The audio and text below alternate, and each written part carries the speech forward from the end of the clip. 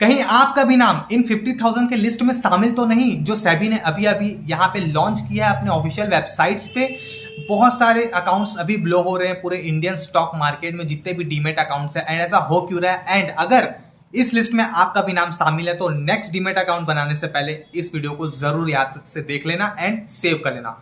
Well, hello everyone, my name is Mayank Yadav और आज की इस वीडियो में हम बात करने वाले हैं अभी जो हाल ही फिलहाल में सेबी ने पोस्ट रिलीज किया है अपने ऑफिशियल वेबसाइट पे कि इंडिया में बहुत सारे डीमेट अकाउंट्स क्लोज हो गए हैं, ब्लो करवा लिया अकाउंट। ऐसा हो क्यों रहा है और इससे आप कैसे बच सकते हैं ताकि आप नेक्स्ट टाइम अगर अपना डीमेट अकाउंट बनाए तो उससे आप सेव हो जाए।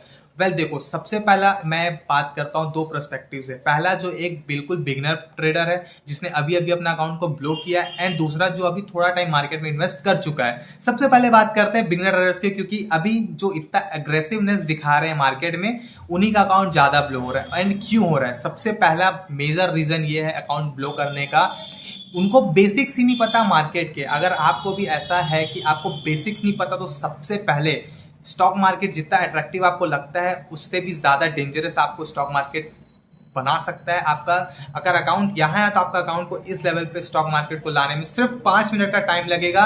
ये भी सेबी ने कहा है कि मोस्ट ऑफ द ट्रेडर जो अकाउंट बना रहे हैं डीमेट में उनका सिर्फ 5 से 10 मिनट में पूरा अकाउंट ब्लो हो जा रहा है, वेदर इट इज 25,000 हो या फिर 1 लाख के आसपास हो। तो सबसे पहले आपको अपना स्टॉक मार्केट का बेसिक क्लियर करना है। बेसिक्स में क्या क्या आते हैं? Candlestick pattern, chart pattern, price action, trading view कहां से देखते हैं, चार्ट्स को एक्सेस कैसे करते हैं, कैंडलस्टिक होता क्या है, ओआई डाटा, एफआई डाटा, ये सारी चीजें होती हैं। एक बेसिक, सिर्फ एक बेस होता है कि आपको स्टॉक मार्केट में इस लेवल पे आना है या इस लेवल पे आना है। ये चीज सिर्फ ये बेस डिसाइड करता है। तो सबसे पहले स्टॉक मार्केट को बिना बेसिक्स के लर्न किए कभी स्टार्ट मत करो। बिगनर्स हमेशा ये चीज करते हैं कि स्टॉक मार्केट में उनको क्या लगता है कि मैं 5 से 10 मिनट इन्वेस्ट करूंगा और मैं बहुत सारे पैसे कमा लूंगा। वेल, स्टॉक मार्केट में वाकई में लोग करोड़ों रुपए कमा रहे हैं, लेकिन उस करोड़ों रुपए को कमाने के लिए जो बेस है उसका स्ट्रांग होना आपका बहुत जरूरी है। सेकंड नंबर पे जो चीज आता है, अगर आपका बेसिक्स क्लियर है तो पुअर रिस्क मैनेजमेंट। बहुत सारे ट्रेडर्स अपना अकाउंट इसलिए ब्लॉक करवाते हैं क्योंकि उनको रिस्क मैनेजमेंट का बिल्कुल भी नॉलेज नहीं है।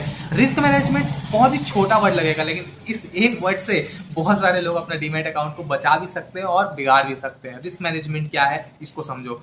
मान लो आपने एक स्टॉक खरीदा या फिर एक इंट्राडे बेसिस पे आपने एक शेयर को बाय किया 70 रुपीज में, एंड जो प्रोफेशनल ट्रेडर है और एक गैम्बलर ट्रेडर, उन दोनों का डिफरेंस क्या है? प्रोफेशनल ट्रेडर अपना रिस्क कैलकुलेट कर लेगा स्टार्टिंग में ही। अगर आप वो 70 रुपीज में ले रहा है तो वो जानता है कि अगर उसको 60 रुपीज प्राइस आया, अगर उसको लॉस हुआ 60 रुपीज से ज्यादा तो वो ट्रेड को कट कर देगा। लेकिन जो गैम्बलर और एक बिगनर ट्रेडर है वो स्टार्टिंग में क्या करता है, ईगो में आ जाता है। जो उसका ईगो है वही उसका अकाउंट को ब्लो करवाने का बहुत बड़ा मेजर रीजन बन जाता है कि वो अपने लॉस को मतलब एक्सेप्ट नहीं कर पाता।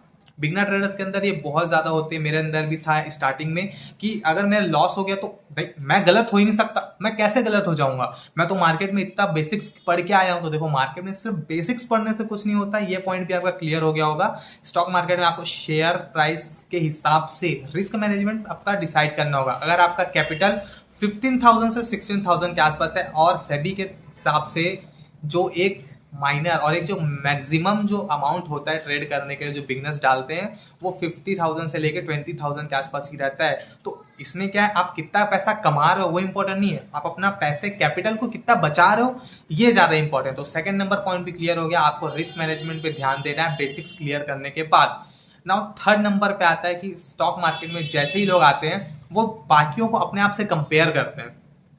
फॉर एग्जाम्पल, अगर मैंने अभी आपको अपना पोर्टफोलियो दिखा दिया, मेरे पोर्टफोलियो में आपको बहुत सारे प्रॉफिट्स दिखेंगे, बड़े बड़े प्रॉफिट्स दिखेंगे, तो उन बड़े बड़े प्रॉफिट्स को देख के आप अपने आप को मुझसे कंपेयर करना स्टार्ट कर दोगे कि भाई इसके तो इतने सारे प्रॉफिट्स हो रहे हैं एंड मेरे क्यों नहीं हो रहे। वो इसलिए नहीं हो रहे क्योंकि मैं आपका फेस कवर कर चुका हूं, लेकिन आप क्या कर रहे हो, आप अभी मेरे फेस पे हो, बिगनिंग फेस पे हो, लेकिन आप अपने आप को मुझसे अभी के टाइम पे कंपेयर कर रहे हो कि अभी के टाइम पे इस बंदे का इतना प्रॉफिट है लेकिन मेरा क्यों नहीं है। तो देखो, सबसे पहले ये बेसिक जो फेज होता है वो हर ट्रेडर के लाइफ में होता है, उसको आपको निकलना पड़ेगा, आपको उससे मेंटेन रखना पड़ेगा कैपिटल को अपना बचा बचा के। आप स्टॉक मार्केट में कितना कमा रहे हो वो इंपॉर्टेंट नहीं है, आप स्टॉक मार्केट में कितना बचा रहे हो अपना लॉस को वो इंपॉर्टेंट है।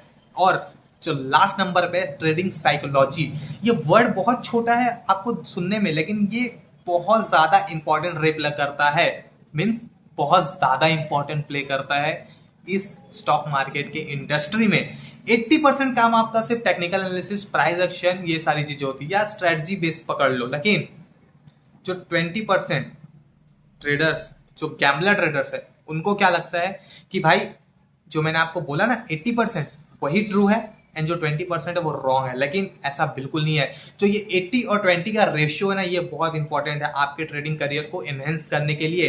ट्रेडिंग में 80% काम होता है आपका पूरा साइकोलॉजी का, सिर्फ ये जो 20% है ये आपका होता है chart analysis, fundamental analysis, technical analysis, price action, candlestick pattern, whatever it is जो कि टेक्निकली आप अप्लाई करते हो चार्ट्स में, वो सिर्फ 20% होता है। शॉक हो गए होगा आप लोग कि बहुत लोग तो बोलते हैं कि भाई बेसिक्स पढ़ लो, वो 100% रहता है। लेकिन जो साइकोलॉजी वो आपको किसी की बातें सुनकर नहीं आएंगी, वो ना तो आप कोई बुक पढ़ दो, सिर्फ आपको एक ओवर व्यू पता चलेगा, फ्रस्ट्रेटेड माइंड से आप क्लियर हो पाओगे। लेकिन ट्रेडिंग साइकोलॉजी आप कैसे सीखोगे? सिर्फ चार्ट्स में प्रैक्टिस करके, लाइव मार्केट में प्रैक्टिस करके।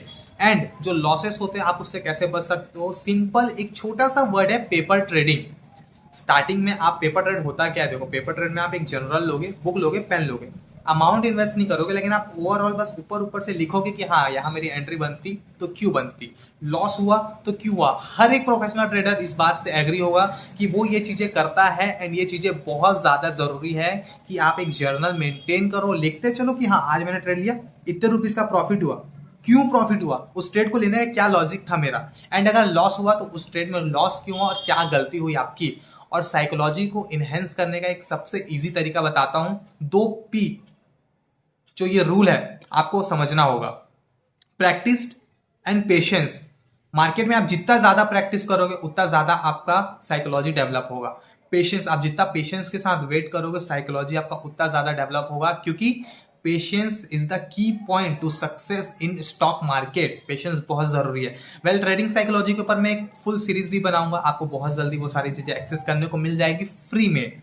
और most of the gambler traders, मैं उनको गैम्बलर ही बोलूंगा, जो बिगनर ट्रेडर्स हैं, वो क्या करते हैं, पेड कोर्सेज के चक्कर में फंस जाते हैं। पैसा फंसाया, ये स्ट्रेटजी मिला, वो स्ट्रेटजी मिला, विदाउट उस स्ट्रेटजी को बैक टेस्ट किए और विदाउट उस स्ट्रेटजी को फ्रंट टेस्ट किए अप्लाई करना चालू कर देते हैं, जिससे अकाउंट ब्लो हो जाता है। तो ये सारी चीजें आज से अवॉइड करो। अगर आपको कुछ भी इंफॉर्मेशन चाहिए स्टॉक मार्केट से रिलेटेड तो आप मुझे कमेंट बॉक्स में बता सकते हो, मैं आपको हर इंफॉर्मेशन एकदम फ्री में प्रोवाइड करूंगा। एंड जो मेरा पर्सनल एक्सपीरियंस है साइकोलॉजी का या लाइव मार्केट में मैंने कैसे इनहेंस किया अपने आप को, वो सारी चीजें के ऊपर। वेल अगर वीडियो पसंद आए शेयर कर दो, लाइक कर दो, क्योंकि मुझे ये मोटिवेट करेगा आपके लिए एक अच्छा से अच्छा कंटेंट बनाने के लिए।